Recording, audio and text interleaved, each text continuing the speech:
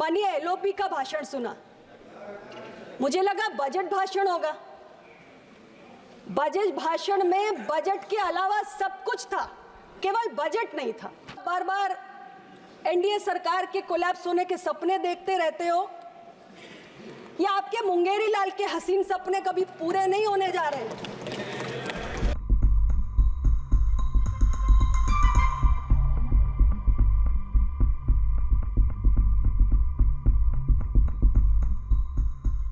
कि इस देश को इस तीसरे कार्यकाल में जनता की उम्मीदों को पूरा करने के लिए 3 गुना तेज गति से काम करने वाला बजट उन्होंने देश को सौंपा है। हालांकि सभापति महोदय, मेरे विपक्ष के मित्रों ने कहा कि ये कुर्सी बचाओ बजट है, ये एनडीए का बजट है, ये भारत का बजट नहीं है। मैं अपने विपक्ष के मित्रों को कहना चाहती हूं कि ये एनडीए का बजट है और ये भारत का बजट है, क्योंकि भारत ने एनडीए को चुना है, आपको नहीं चुना है। और भारत ने एनडीए को तीसरी बार लगातार चुना है, और इसलिए चुना है because NDA is of the people, by the people and for the people of Bharat.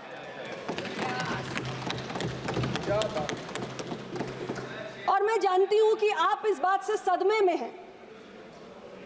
आपने बहुत सारी अफवाहें फैलाई, बहुत सारा भ्रम फैलाया, लेकिन फिर भी तीसरी बार देश ने मोदी जी के नेतृत्व पर ही मोहर लगाई है और एनडीए को ही चुना है।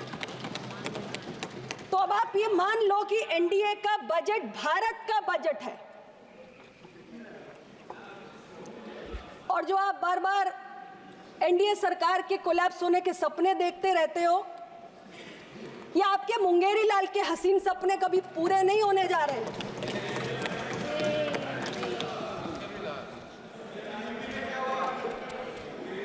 हमारी सरकार पूरे 5 साल चलेगी और 3 गुना तेज गति से अपने तीसरे कार्यकाल में अपने सारे कमिटमेंट पूरा करेगी, जो वादे हमने देश से किए हैं।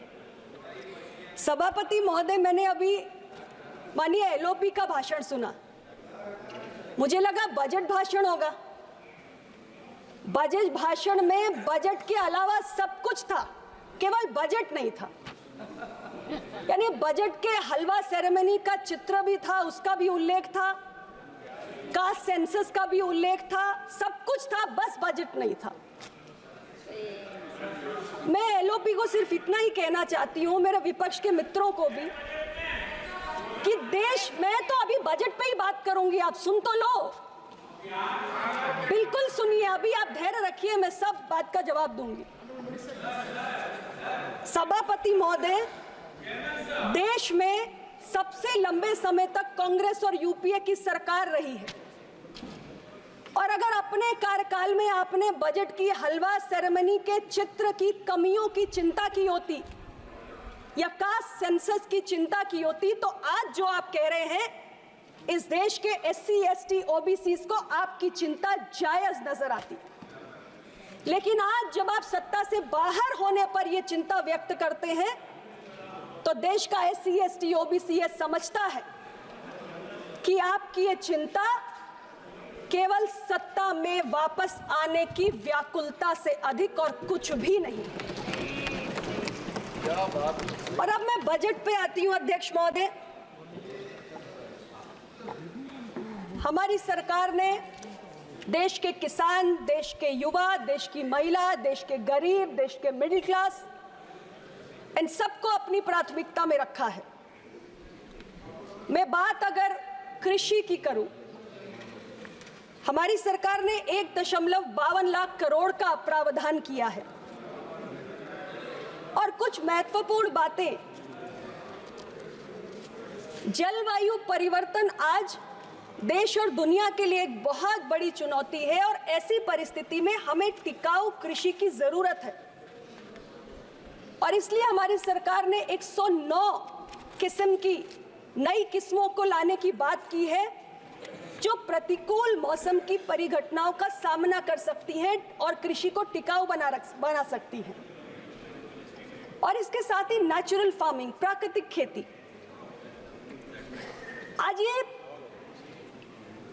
वर्तमान समय की और आने वाले भविष्य की जरूरत है कि हम प्राकृतिक खेती को बढ़ावा दें, मिट्टी की सेहत का ख्याल करें और देशवासियों की सेहत का भी ख्याल करें।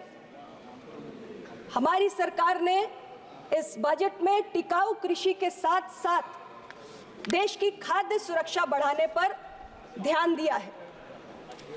मेरे विपक्ष के मित्र जो बैठे हुए हैं, इनमें से कौन असहमत होगा कि आज देश को नेचुरल फार्मिंग की जरूरत नहीं है, या देश को ऐसी फसल की किस्मों की जरूरत नहीं है जो मौसम की प्रतिकूल परिस्थितियों में टिकी रहे?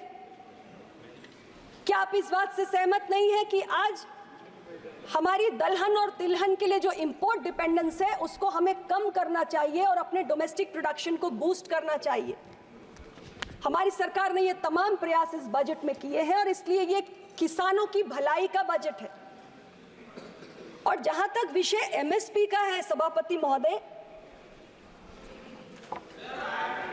अनेक नई फसलों को एमएसपी में दायरे में लाने का काम हमारी सरकार ने 10 सालों में किया है। यूपीए सरकार के 10 साल में एमएसपी पर जो आपने खरीद की वो महज 45 करोड़ मीट्रिक टन की फसलों की, जबकि हमारी सरकार ने 10 साल में 70 करोड़ मीट्रिक टन फसल की खरीद एमएसपी पर करने का काम किया है। इसलिए संसद के फ्लोर से देश के किसानों को गुमराह करने का काम बंद होना चाहिए। अध्यक्ष महोदय, हमारी सरकार की प्राथमिकता में देश के युवा है। बजट पेश होने से पहले इकोनॉमिक सर्वे आया, उसमें 2 महत्वपूर्ण बातें कही गई। पहली ये कि हमारे देश के कॉलेजेस से जो ग्रेजुएट्स निकल रहे हैं हर साल, उसमें 51% से कुछ अधिक ऐसे हैं जो एम्प्लॉयबल नहीं है, नौकरी पाने योग्य नहीं है। इसका एक कारण यह भी हो सकता है कि इंडस्ट्री को, उद्योगों को आज जिस स्किल सेट की आवश्यकता है वो हमारे युवाओं के पास नहीं है। और साथ ही तमाम ग्लोबल अनसर्टेनिटीज के बाद, इकोनॉमिक डिप्रेशन की परिस्थितियों के बाद भी भारत की अर्थव्यवस्था जिस तेज गति से आगे बढ़ रही है, उसको देखते हुए, उससे तालमेल बिठाते हुए हमें रोजगार सृजन करने की आवश्यकता है। ये 2 बातें इकोनॉमिक सर्वे में कही गई और हमारी सरकार ने जो बजट पेश किया उसमें इन दोनों बातों का ध्यान रखा। 2 लाख करोड़ का प्रावधान युवाओं की स्किलिंग के लिए, युवाओं के रोजगार के लिए सरकार ने किया। एम्प्लॉयमेंट लिंक्ड इंसेंटिव स्कीम, इसके तहत 3 योजनाएं लाई गई। मैं उसके विस्तार में नहीं जाऊंगी क्योंकि मुझसे पहले बहुत सारे वक्ता उसकी चर्चा कर चुके हैं, लेकिन ये एक कोशिश है कि प्राइवेट सेक्टर को रोजगार के नजरिए से कैसे सरकार मदद करे। और स्किलिंग के लिए सेंट्रल गवर्नमेंट, स्टेट गवर्नमेंट और इसके साथ साथ हमारा प्राइवेट सेक्टर 20 लाख युवाओं को स्किलिंग करने जा रहा है। इसके लिए 1000 से ज्यादा जो हमारे ITIs हैं उन्हें अपग्रेड किया जाएगा ताकि युवाओं को उद्योगों की आवश्यकता के अनुरूप हम स्किल सेट दे सकें। सभापति जी, आज इंडस्ट्री के पास स्किल्ड लेबर की शॉर्टेज है और ITIs के माध्यम से जिन ट्रेड्स में हम स्किलिंग करते हैं, जैसे फिटर है, प्लम्बर है, कारपेंटर है, इलेक्ट्रिशियंस है, इसकी भी आवश्यकता बहुत सारे सेक्टर्स में, बहुत सारी इंडस्ट्रीज को पड़ती है। स्किलिंग के साथ साथ हमारी सरकार ने एक महत्वपूर्ण इंटर्नशिप की योजना का ऐलान किया जिसमें देश की टॉप 500 कंपनी में 1 करोड़ से ज्यादा युवाओं को हम इंटर्नशिप की सुविधा देंगे। ऐसे इसलिए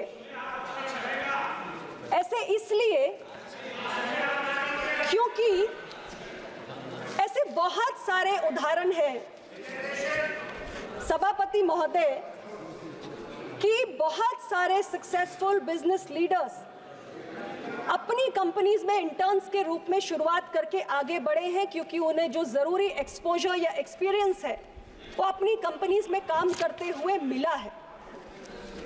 और बहुत सारे सेक्टर्स जैसे मैन्युफैक्चरिंग है, रियल एस्टेट है, infrastructure, construction, automobile, banking, retail, logistics, ऐसे बहुत सारे सेक्टर्स हैं जिसमें आज लेबर डिमांड सप्लाई का मिसमैच है और एक स्किल गैप है, जिसको भरने की एक कवायद है ये इंटर्नशिप योजना।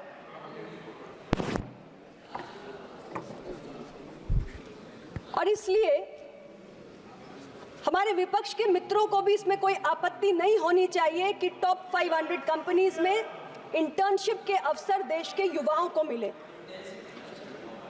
और अब मैं जिक्र करना चाहूंगी पूर्वोदय योजना का। सभापति महोदय, देश का संतुलित विकास एक गंभीर चिंता का विषय आज से नहीं लंबे समय से है। हमारी सरकार ने देश के समग्र संतुलित सर्वस्पर्शी विकास पर सदैव बल दिया है। पूर्वोदय योजना के तहत जो हमारे देश के पूर्वी हिस्से में 5 राज्य हैं, बिहार, झारखंड, वेस्ट बंगाल, उड़ीसा, आंध्र, पिछड़े राज्य हैं, विकास की मुख्य धारा से वंचित हैं, और हमारी सरकार ने इन राज्यों की इस योजना के माध्यम से चिंता की है जो पूर्ववर्ती सरकारों ने नहीं की। ये दुर्भाग्यपूर्ण है। हाँ, ये जरूर है कि इसमें हमारी सरकार ने 5 राज्यों की चिंता की, लेकिन 2 राज्यों को लेकर, बिहार और आंध्र प्रदेश, इसको लेकर हमारे विपक्ष के साथी थोड़ा उत्तेजित भी हुए। उन्होंने कहा कि इनकी थाली में तो बहुत कुछ आ गया, बाकी को तो कुछ मिला नहीं, जबकि इस योजना में 5 राज्य लाभान्वित किए जा रहे हैं। अध्यक्ष महोदय, क्या आंध्र प्रदेश और बिहार देश का हिस्सा नहीं है? ये सवाल मैं विपक्ष के साथियों से पूछना चाहूंगी। और मैं ये भी कहना चाहती हूं कि आंध्र प्रदेश का विभाजन तो यूपीए की सरकार के दौरान हुआ, और एपी रीऑर्गेनाइजेशन एक्ट में जिस राज्य को जो मदद मिलनी चाहिए वो आपको देना चाहिए था। आपने अपने कर्तव्य का पालन नहीं किया, हम कर रहे हैं। आंध्र प्रदेश ज्यादा विकसित हिस्सा था, वो तेलंगाना के साथ चला गया। आंध्र प्रदेश को अपनी नई राजधानी सेटअप करने के लिए केंद्र की मदद की जरूरत है, केंद्र कर रहा है। जो काम आप अधूरा छोड़ के गए थे वो हमने कर दिया। और बिहार झारखंड से अलग होने के बाद तमाम रिपोर्ट्स बताती हैं कितना पिछड़ गया है। वित्तीय परिस्थितियां बेहतर नहीं है, उसे सुधारने के लिए हम अपने राज्य की मदद कर रहे हैं। आपकी नजरों में बिहार और आंध्र प्रदेश अलग हो सकता है, हमारे लिए नहीं है। और आप तो भारत जोड़ो की बात करते हैं और देश को टुकड़ों टुकड़ों में देखते हैं। हम देश को टुकड़ों टुकड़ों में नहीं देखते। हम हमारे पूर्वी क्षेत्र के 5 राज्यों को इस योजना के तहत लाभान्वित करने जा रहे हैं। अब मैं प्रधानमंत्री जनजातीय उन्नत ग्राम योजना का उल्लेख करना चाहती हूं। अध्यक्ष महोदय, ये ऐसी योजना है जिसके तहत देश के 63,000 गांव में 5 करोड़ जनजातीय समुदाय लाभान्वित होना जा रहा है। और जनजातीय समाज की आबादी हमारे पश्चिम बंगाल में, उड़ीसा में, झारखंड में, इन सभी राज्यों में है। तो क्या इस योजना का लाभ इन राज्यों के जनजातीय आबादी को नहीं मिलना चाहिए? ये मैं विपक्ष के मित्रों से पूछना चाहती हूं। हमारे सरकार का बजट पूरे देश के हित में है, चाहे युवा हो, जनजाति हो, किसान हो, महिला हो या गरीब हो। महिलाओं के लिए 3 लाख करोड़ का प्रावधान किया गया है, क्योंकि देश की इकोनॉमी आज 5वें नंबर पे है और हम इसे 3रे नंबर की इकोनॉमी बनाने के लिए संकल्पित हैं। और ये तब तक नहीं हो सकता जब तक हमारे देश के श्रम बल में, हमारे देश की वर्कफोर्स में देश की आधी आबादी की प्रतिभागिता ना हो। 3 लाख करोड़ का हमने प्रावधान महिलाओं की भागीदारी बढ़ाने के लिए किया है।